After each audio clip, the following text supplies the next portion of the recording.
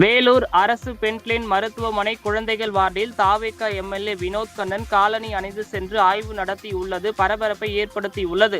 பெண்களின் மருத்துவமனையில் உள்ள சிறப்பு தாய் சேய் நல பெண்கள் பிரிவு வார்டில் வேலூர் சட்டமன்ற உறுப்பினர் வினோத் கண்ணன் மருத்துவமனை ஆய்வு என்ற பெயரில் நோய் தொற்று தடுக்கும் விதிகளை பின்பற்றாமல் தாவேகா கட்சியினருடன் காலணி அணிந்து உள்ளே சென்று ஆய்வு நடத்தினார்.